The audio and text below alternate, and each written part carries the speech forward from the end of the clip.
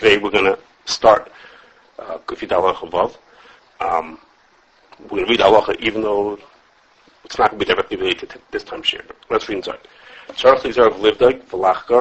have to make all kinds of investigations.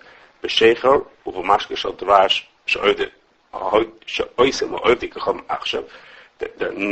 the sheikhar, different kinds of beer, or the mead that they make, that they're going to make nowadays, in they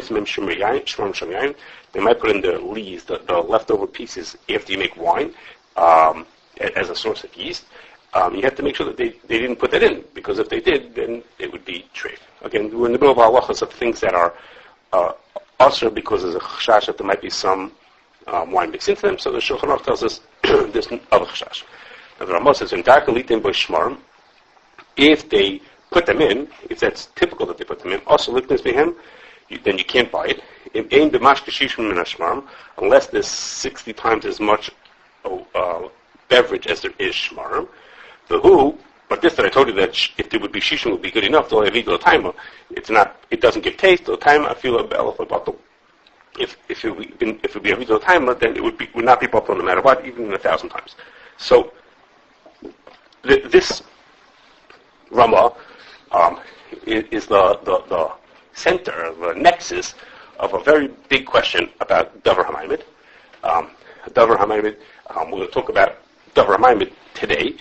We're not going to talk about how it has to do with the Ramah until next time. Next time will be about what it has to do with the Ramah.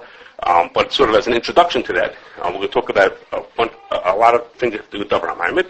And it's going to be a prep for next time. We're going to talk about how that fits with the Ramah, with this big question on the Ramah, and how that makes sense. Okay, so, there are, I'm going to point to 4 early Kashrus, 4 early sources to the din of Davar Hama'amid. Now, before I tell you what these 4 are, I'll tell you that the Gemara, to my knowledge, never says that a Davar Hama'amid cannot be bought. Okay? To my knowledge, that the Gemara never uses those words. The Gemara says something else. The Gemara says Hakol Hama'amid. That's a din in Hilchos Kelim, like for Tumah and for Tilas Kelim. So it uses the word Hakol Hama'amid. We spoke about that in Tilas Kelim. But to say that a Davar Hama'amid is not bottle, to my knowledge, that's not a Beverages Gemara. What is it? It comes from a different Gemara. Okay, it comes from a Gemara that says the Gemara of Zara that says you're not allowed to eat Gvinas Akum. You're not allowed to eat cheese that was made by a goy because of a chashash that maybe the goy was maimed with kavus nevela. Maybe the rennet that he put in came from a kava that's a part of this animal's stomach, of a cow's stomach. He used the kava from a treif animal, and therefore we're choishes that he made his cheese using kavus nevela, and therefore you can't buy gvinas akum. Okay, so Rishonim ask a kasha on that Gemara, and they say why did the Gemara say that we're choishes that the goy used a kavus nevela? What's the point of saying that it was a kava from a nevela? You could have just said it was from a kava. Because even if it's from a kosher kava, even if it's from the stomach of a kosher animal, the same problem, it'll be possible chalav. So, kavas nevela means it'll be treif. But a kava from a kosher animal would be possible chalav. So why would the Gemara say it was kavas nevela? I mean, probably the guy would use a kava from a nevela, because we would get a kosher kava from, but that word is extra. You should just say kava. But maybe he would mind with a kava, and the kava would cause a problem. Okay, so most Rishonim answer to that question is the following. They say that if it was just a question of regular keva, kosher keva, then it would be just a shayla possible chalav. And there's so little keva put into the cheese, you put in such a small amount of rennet, that it would be bottom shishim. It wouldn't be nice and tam. The keva couldn't possibly be nice and tam into the milk, and into the cheese, and therefore there wouldn't be a shayla possible chalav. So if the guy would have made it with a keva from a kshera, then there would be no shayla of.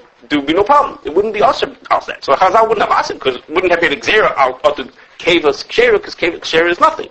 It would not make the cheese treif. But from kavas nevela, since the kava was maimed the cheese, the kava tak is not nice and common to the cheese, but the kava makes it turns the liquid milk into the solid cheese, which is a whole different thing, and it's a solid, and instead of a liquid, it's a whole new structure of what you made. So therefore, it's a Davar Hama'amid, and therefore that cheese would be also, and therefore Chazal asked Gvinas Akum up to that case. Okay, so the makara that we should have a din of that Davar Hama'amid is not bottled, that Davar Hama'amid is not bottled. that a Davar Hama'amid is not bottle, it's an indirect diuk from the fact that the Gemara of Venus Akum took the Kavis and the Vela instead of talking about just Kavo. Kavis Kshera is a diuk that's an Isra of Venus Akum. Okay? And a raya, well, we're going to talk about more about this next time, but sort of a raya that's where the Gemara comes from, is that Tosis, I told you what most Rishonim answered to the Kasha. Why it says Kavis Neveil instead of Kavis Kshera. Taisus gives a different answer. There's a whole group of poskim who say, since Taisus gives a different answer, Taisus doesn't hold such an Isser of Ma'amid at all. Taisus doesn't hold that there's such a thing as an Isser of Davar Hama'amid. Okay? But as it says, if not for this Makar, if not because of this Kasha that most Rishonim ask, and answer the way I just told you, then there would be no such thing. There would be no din that Davar Hama'amid is also. In fact, some say that Taisus doesn't hold the Davar Hama'amid. Okay? We'll talk about that more for next time. Okay, now, this din so that's the Gemara.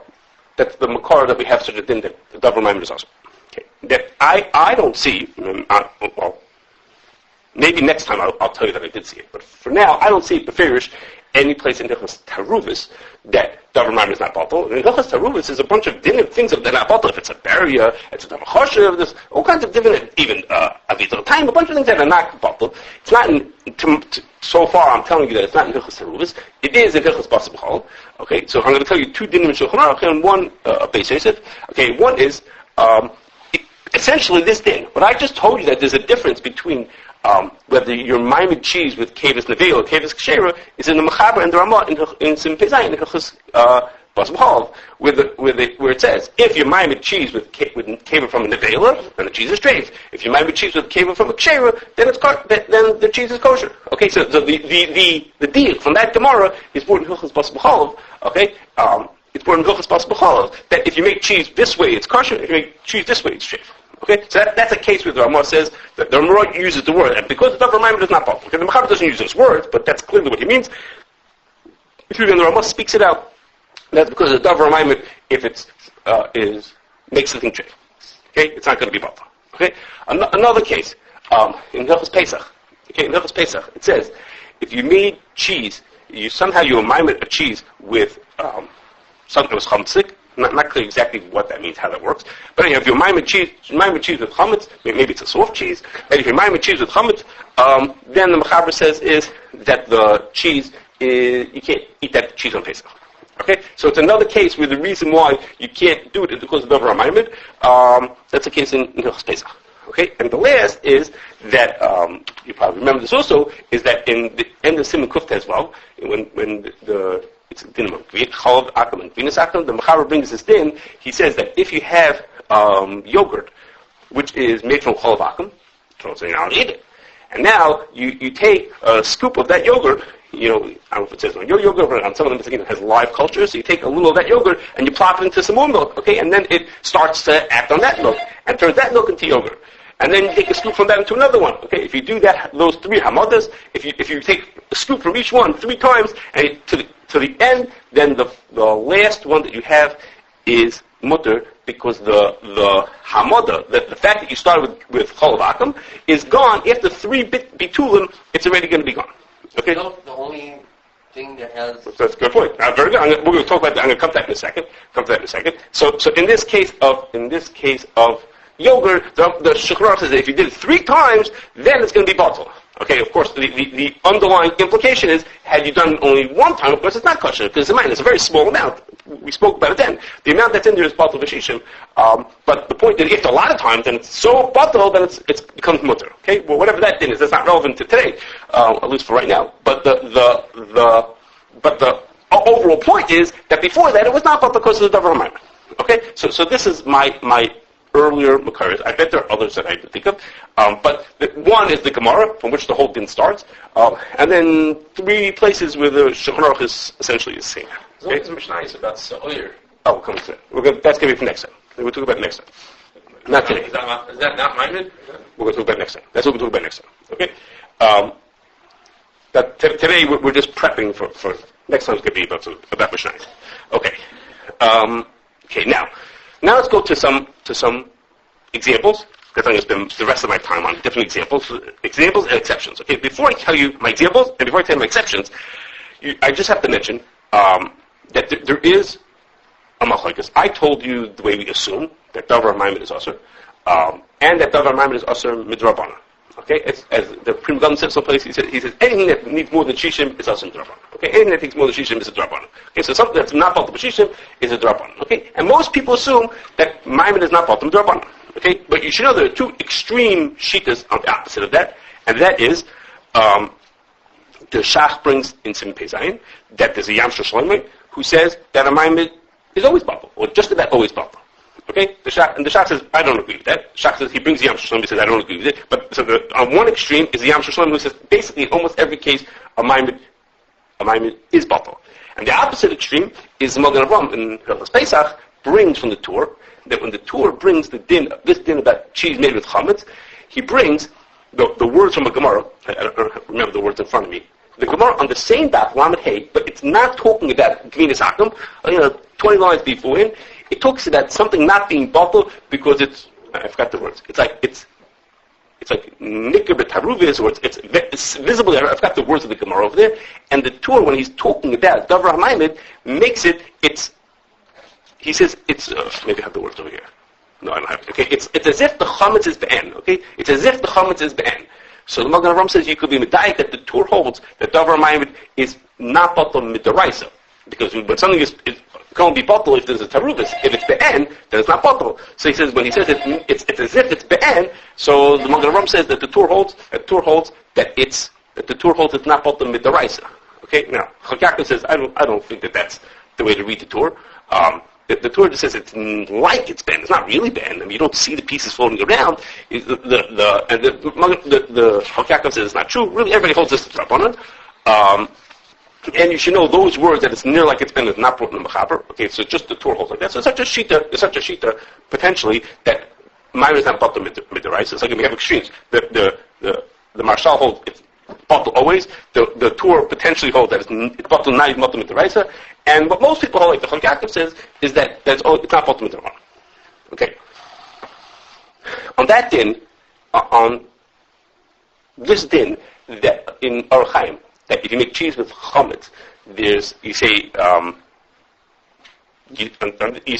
that it's a maimed, and therefore you can't use it on Pesach. The Magen Avraham says, and the same thing is if you make mead and you're maimed your mead, you take your honey and you maimed it and you turn it into an alcoholic beverage using chametz from a different chametz stick of schnapps. That also is usher because it was maimed and you can't eat it on Pesach. So the Shulchan said a case of cheese, okay? And as David pointed out, every case that I told you, all these earlier Makarios, every single one of them had to do with cheese, okay? Every one of them was milk turning into cheese, okay? And that's like a classic of a case of maimed. And here, the Magen Avraham is saying it's not just cheese, okay? He says, in case if you make meat out of it also, okay? But you take honey and you turn it into this alcoholic beverage instead of just being just honey, okay? So we're gonna you'll see, I'm going to give you now 9 examples in a second of all the cases of Davar Hama'amid, and you'll see that it's very accepted to extend, not just that the Davar Hama'amid doesn't only apply to cheese, it applies to other things also. And next time I'll explain to you reasons why what I just said might not be true. Okay? But for now, we assume, the Magen Avraham says it in Hilchos Pesach, that it doesn't only apply to cheese. Again, every one of these cases is a case of cheese. But we assume that it goes to other cases also. Does the meat turn into something else, or just gets fermented? Like what? It's fermented. Meat. It's like you take grapes and they turn into wine and then turn into brandy. It doesn't really do anything to it. It's not the same thing. It's not the same thing. Okay, we'll talk about it next time more why maybe it is or is not a Davar Hama'amid. Okay, but we're assuming that it is. Yeah, it used to be honey and now it's alcohol beverage. It's a whole new thing. Okay. Okay. So now I'm going to tell you. You're making seltzer. Carbonation. Yeah. It's not maimed. It's not. It seltzer is you're taking two things and putting them together. Here, we're taking this thing, we're putting in something magical, and we come back tomorrow, all of a sudden this thing changes into something new. It has a whole new form to it. If you cook something, that's not maimed, that's a very strong change, right? Okay. Well, if you had done that with Isser, we have to think about that. Okay, I'm not sure. That made it a little strange. I have an answer here in a second. Salmon or something. What'd you say? If you pickle salmon or something with something else, right? So would the salmon become less? Potentially. Yeah, potentially. Okay, but now, before I'm going to get to my, I'm going to have 9 examples. Now, unfortunately, my next bunch of slides did not work. Okay, so you're not going to see my next bunch of slides. Okay, but Yeah. it has to do with my trip yesterday. Okay, so you're not going to see the slides until I don't know, a different year. But there are going to be. I'm going to tell you 4 exceptions when we don't say Davar Hama'amid. Okay, and then those 4 exceptions are going to help us understand my 9 examples that come afterwards. Okay.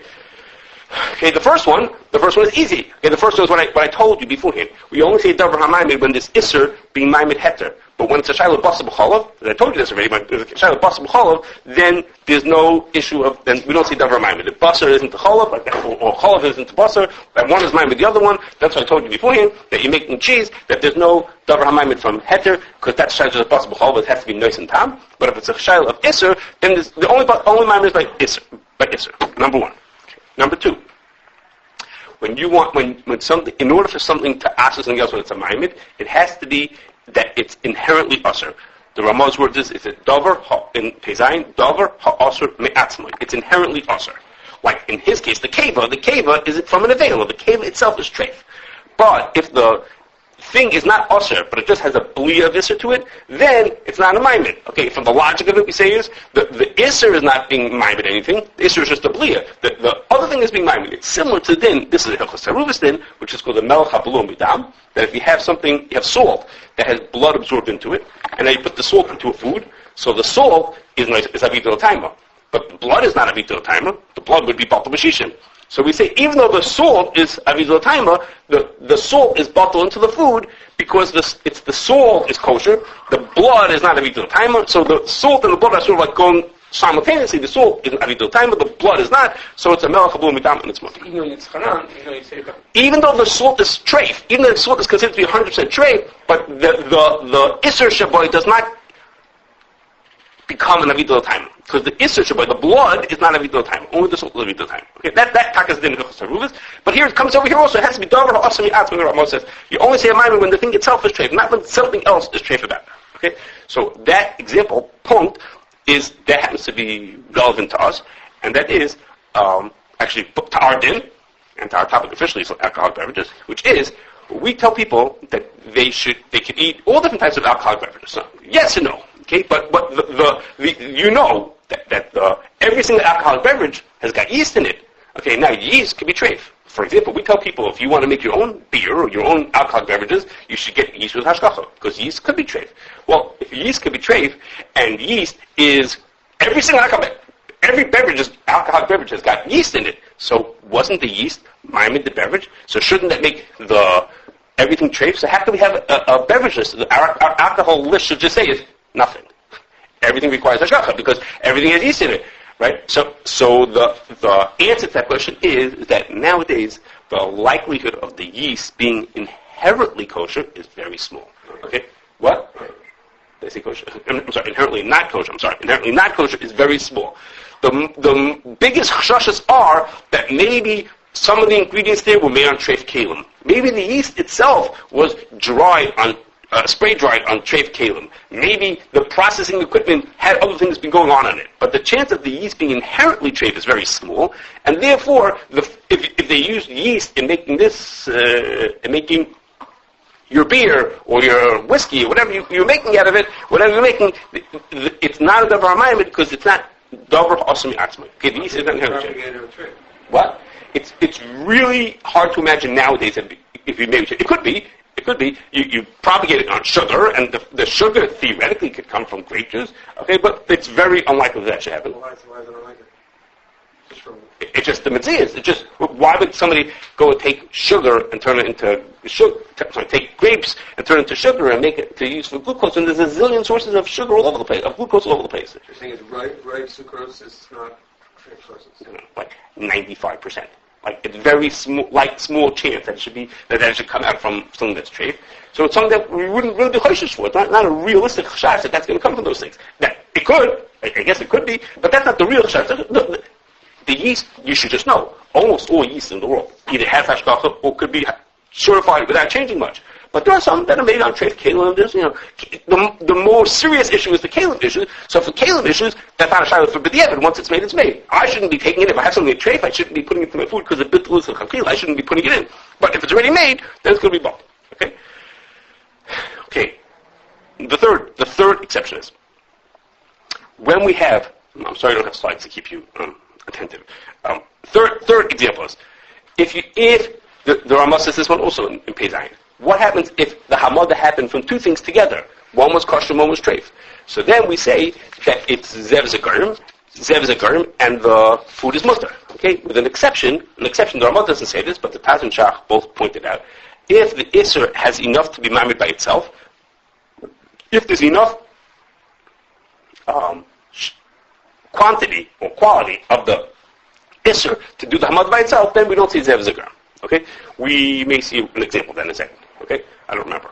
Okay, and the last one is that there's a Darkei Tshuva, also in Pei Zayin. Darkei Tshuva says Davar Hama'amid is a form, is an example of bittul where bittul does not work. But in order for Davar Hama'amid to be a problem, the Isser has to be mixed into the heter. What happens if the Isser is not mixed into the heter?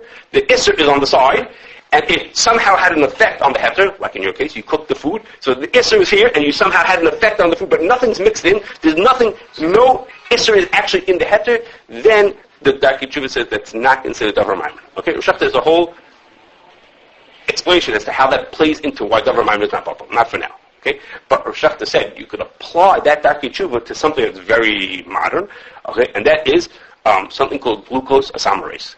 Okay, glucose isomerase is important for American economy. Actually, glucose isomerase is what converts glucose into fructose. Okay, when there's kinds of sugars, we use the word sugar in a colloquial sense, but there's different types of sugars. Glucose and fructose are two of the types of sugars. Fructose is sweeter than glucose is. So when you want to use a sweetener, when you want to make your Pepsi taste better, then you can put in sugar. That tastes very sweet. If you put in glucose, it doesn't taste as sweet. So what you do is you want to put in fructose. So you've heard of high fructose corn syrup. Okay? High fructose corn syrup is you turn corn into corn syrup. Okay, that has a lot of glucose in it, and then you use glucose isomerase to turn the glucose into fructose. Okay, I don't know if you ever see on a spec sheet, it's 55-45. Let's say HCFC, HCFS. 55-40, I talk about the ratio of glucose to fructose in the mixture, and by making it a high fructose corn syrup, making a lot of fructose in it, then it tastes sweeter, and that's how we can use corn to sweeten our beverages. Instead of buying sugar from South America, we use corn and support American farmers. Okay, so that's important for the economy. That plays a big role in it, whatever. But Shachta said if the glucose isomerase was treif, the glucose isomerase is called an immobilized enzyme. Okay, it doesn't go into the food; it sits there in beads in the container, and you pass the glucose over it, and the glucose passes by, and voila, it turns into fructose. Okay, it rearranges the molecules and it turns it into fructose. So glucose isomerase, if it was treif, would not be considered Davar Hama'amid, even if you would imagine that changing from glucose to fructose is a maimed, which is probably not, but even if you were to imagine that it was, that changes enough to be called a maimed, even so, it would be mutter because it's a mobilized enzyme and it's not mixed into it, based on Darkei Tshuva. How would it be treated? How could it be treated? Magic, I don't know. I don't know how to be treated. I have no idea. Is the Gale Liza? That's a mirror. How many constant? It must have come up with my side. I don't remember what was the thing. I mean, I guess it could have been, I don't remember. Okay, there's another example of these last, of this one and the second one, which was catalyst. Okay, catalyst is when you want to turn one chemical into another chemical. Okay, or you want a chemical to go through some kind of a reaction. So sometimes you will put in something called a catalyst. And the catalyst is something that helps the process go along. Okay, in lots of cases, the catalyst will be metal, like you may have heard of a nickel catalyst. Okay, that means that there's balls of nickel sitting in the reactor, and that plays a role in the reaction happening. It helps the reaction along. Okay, now if the nickel does not get diluted or mixed in or broken apart or fall into the food and just sits there, it would be an example of this kind of thing where it's a maimed. Let's say it could be a maimed, but the maimed is not getting mixed in. It would be an example of this Darkei Tshuva. The catalysts have other reasons why they're mutter, and that is, one is because I told you before the Ramah says it has to be inherently treif, and usually the nickel, of course, is not treif. Nickel is just a metal. What's treif about it is that it may have been used for something else, so it has a bli of treif, or it has a coating. They coat the catalyst with oil, so it might have a coating which is treif. Again, both examples what we said beforehand, that if the thing is not inherently treif, then it's not considered a maimed. The oil's inherently treif. But the oil's not the maimed. The oil doesn't do anything. The oil just coats the nickel. It's the nickel that plays the... itself is not. It's like the blood. Of course it's well, yeah, the oil would be butter. Like the same thing as the blood in the salt. Right, I'm saying there's an example of those. But if not for those things, if the nickel was bad and treif, somehow magically the catalyst was treif, then it could be another example of a mobile instance. Okay, so now let's go. Why is it here?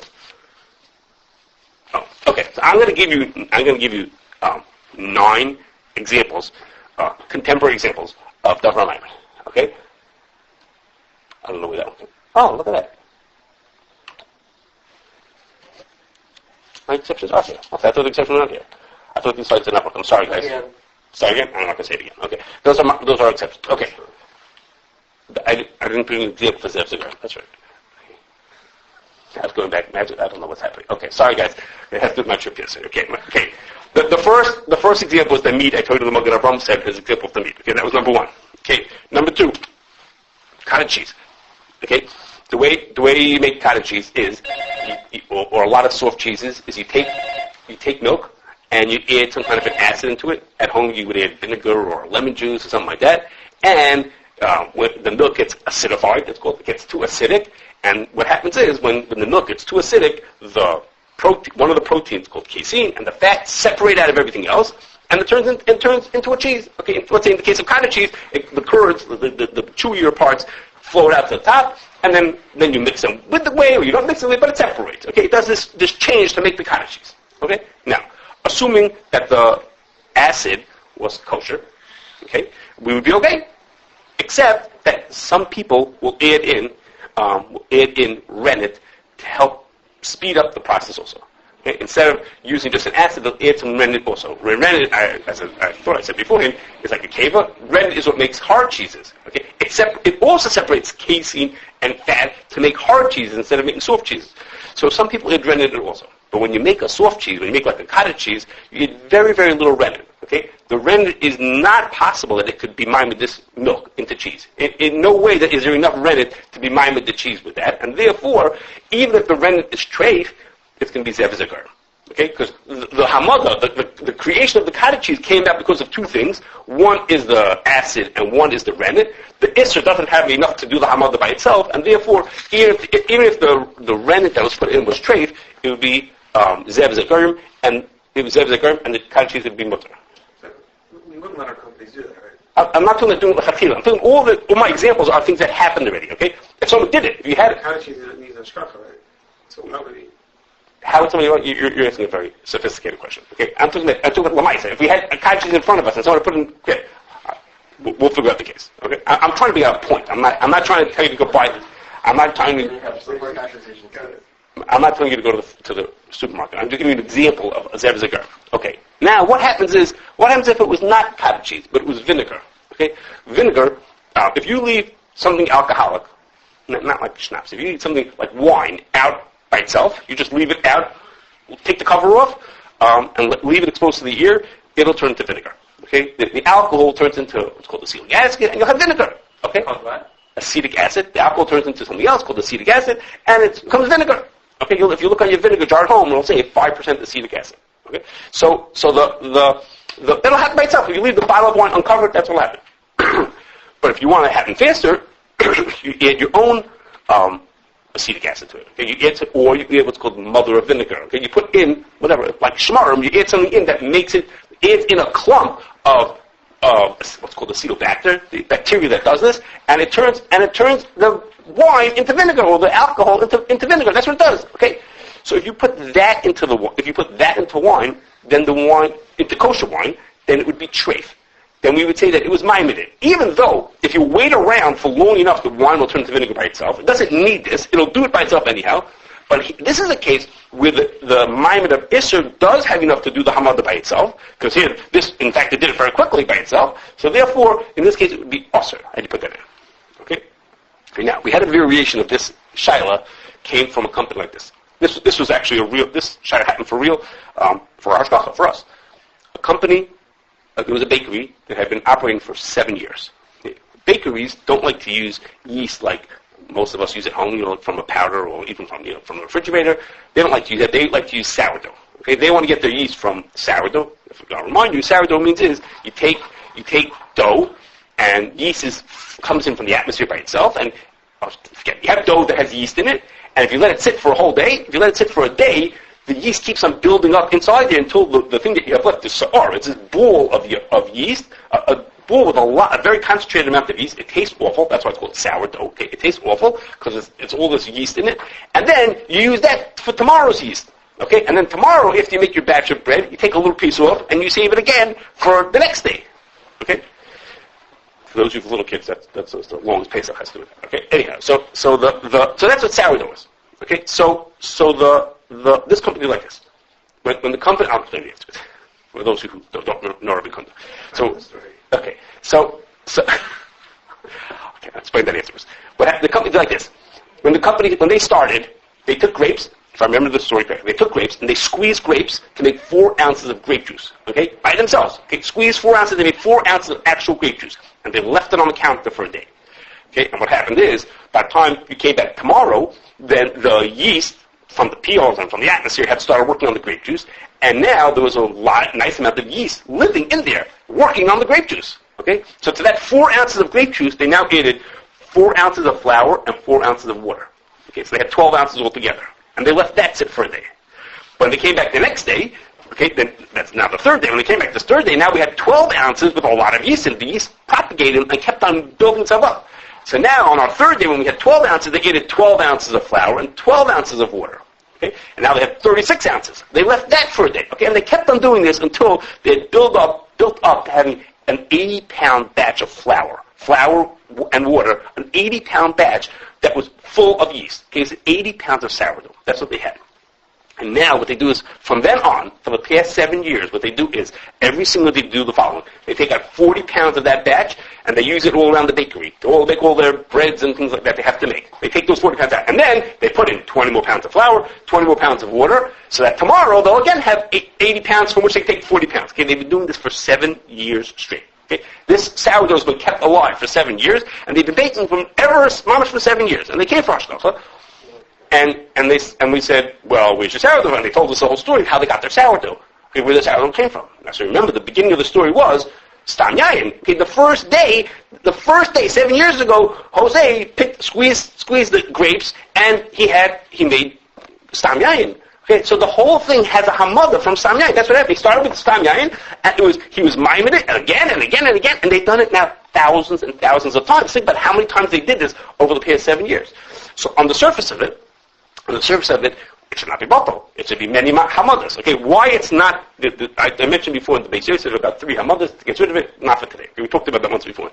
Okay, 3 hamadas is not. Let's say 3 hamadas doesn't work over here. So the question just is. So seemingly, it had a hamada isser. And now this sourdough should be us. We should make them start again from scratch. This time we'll have a yid do the grape juice. Okay, but on the other hand, it's hard to believe that after literally thousands and thousands of hamadas, that we should still be choishish that the grape juice still has a role over here. It's not really the case of the 3 hamadas, because I told you that doesn't apply here. But it's like that at a certain point, if the thousands of hamadas l'chayra, we should be able to say that's not it. Okay, that was the shayla. I don't remember how we ended off with that company. But I do remember that was the shayla that came up now. Okay? Number 5. Stabilizer. Okay. Rav Shachta said that if you have a stabilizer, which is Isser, somebody used a stabilizer, which was Isser. They weren't supposed to. They used a stabilizer, which is Isser. He thought that was not considered Davar Hama'amid. Okay. Why? Because the stabilizer doesn't do very much to the food. You have a food, and if you leave it by itself, it'll break down. It'll eventually separate, or it won't hold the way it's supposed to. And the stabilizer keeps it stable. It makes it manage the way it is. Maybe even in emulsifiers, sometimes it also it makes it keep the form that it has to it. So he said it's not. So to which he said is that it doesn't do anything. It just prevents bad things from happening. He thought that was not dramatic enough to be considered a maimed. It's a theoretical thing. If I would leave it till tomorrow, this is what's going to happen. This is what keeps that from happening. He thought that was not considered a What's the literal translation of maimed? No, because it doesn't maimed it. It holds it. It doesn't create it. It holds it. In the technical sense. because the word it sounds like it's been holding it up. Yeah. But he didn't think that was enough. Okay. A similar thing is, you may have heard this. This is a Pesach Shaila, that when you make sugar and certain oils like olive oil, they add an enzyme in when they're making it. Okay. You may have heard this. Pesach time, people talk about this for sugar, and they say is when you make sugar, they're taking sugar from cane or from beets or wherever they're getting it from, and there's a certain amount of starch gets mixed into there. Some of the sugars have clumped together into starches, and they put in enzymes to break apart those starches. So if we would say that turning a starch into a sugar, I'm going to talk about in a second, would be considered Davar Hama'amid, then there are people who want to argue that it should be a ma'amid. It created the sugar, it took starch and turned it into sugar, or it took oil, it breaks apart some, I forgot what it breaks apart. It breaks apart cellulose to help release some of the oils. Okay, so the people who want to argue that, now those people who argue that don't eat sugar on Pesach because it's just about every single sugar, and it's, for some reason, it seems to always be chametz. It's really hard to get sugar that's not like that.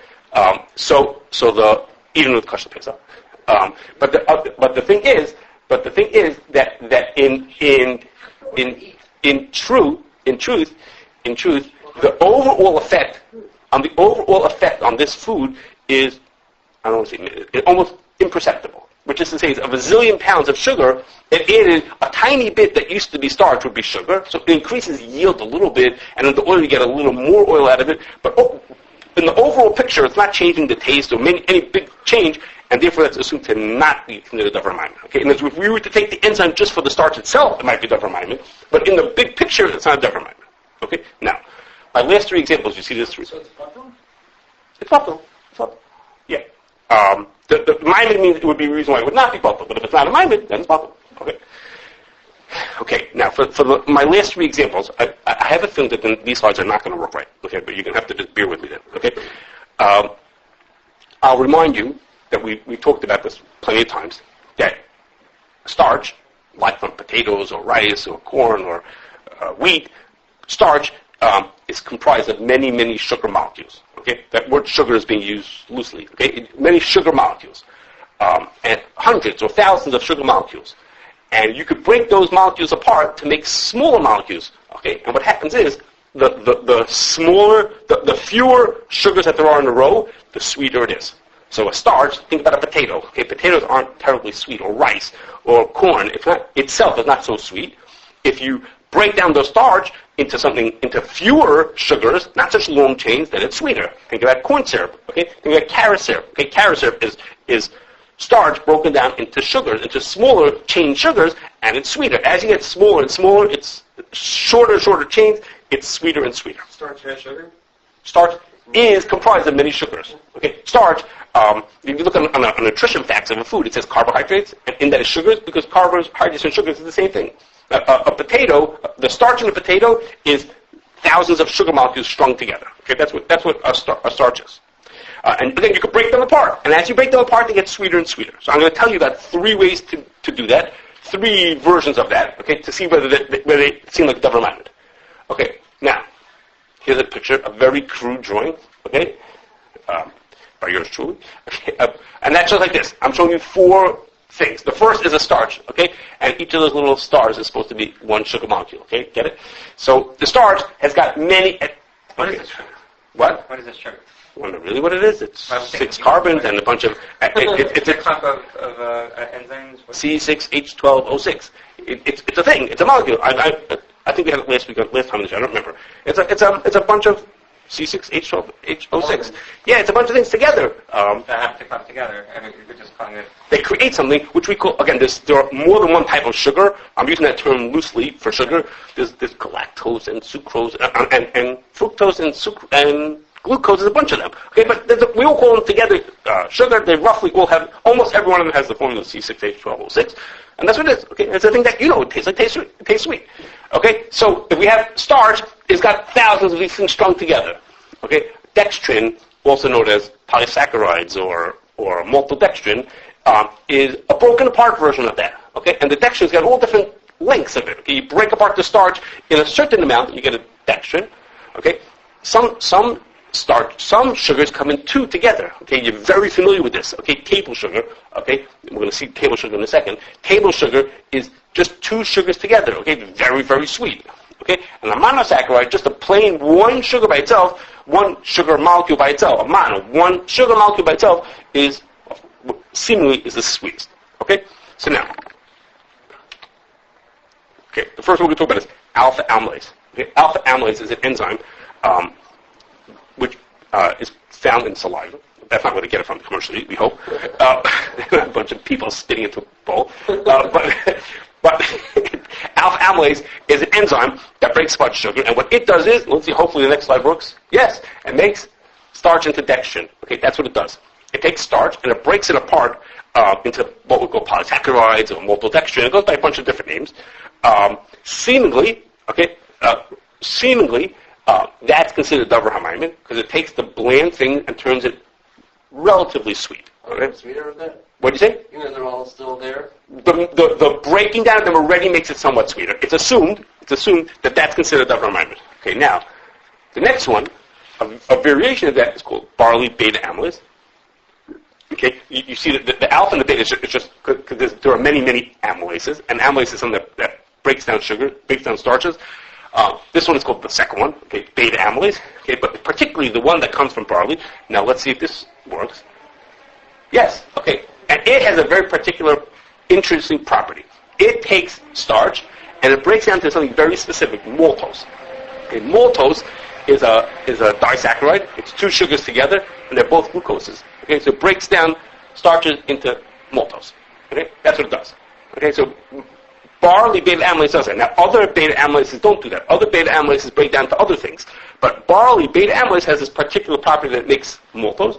And of course, it's used in making alcoholic beverages. It's used in other things also. Okay, maltose. And this one is even more clear that this is a Davar Hama'amid. Imagine you take potatoes, or you take rice, and you turn it into maltose. Okay, maltose is very sweet. It's a very sweet liquid. That's very much assumed to be a Davar Hama'amid. Okay, and then the last one is a little bit of a variation of that, and it's called invertase. Okay, Tadashav, they hold the end with ace. Okay, that means it has to do with sugar. No, ace has to do with sugar. Yes, right. Okay, invertase. You're right. I'm sorry, I take it back. Invertase is like this. Let's see if this slide works. Okay, invertase does the following. It takes sucrose. That's table sugar. Okay, sucrose is not made of two glucoses. It's made from a glucose and a fructose. Okay, together. Okay, and invertase breaks them apart into two separate monosaccharides, into glucose and fructose, two separate things. Okay, and in this case, the two monosaccharides are a drop sweeter than the sucrose is itself, but it's assumed that these two, there's not such a dramatic difference between sucrose and the two individual molecules by themselves, and therefore it should not qualify as Davar Hama'amid. Okay, even though it did something, it changes glucose into glucose, sugar, table sugar, into glucose and fructose. That is not enough to make a difference. Okay, No. They use it because they want to make a difference. I think, as far as halachically, it didn't make such a dramatic difference that we should say it's Davar Hama'amid. It made such a big change in the thing that's therefore assured as Davar Hama'amid. Okay, now, today, I told you, today was just really as a hatama, so we took just Davar Hama'amid sort of in a general sense. Next time, we're going to back to the Rambam. What has to do with the Rambam that we read? The big shiloh that plays into this Rambam is over here.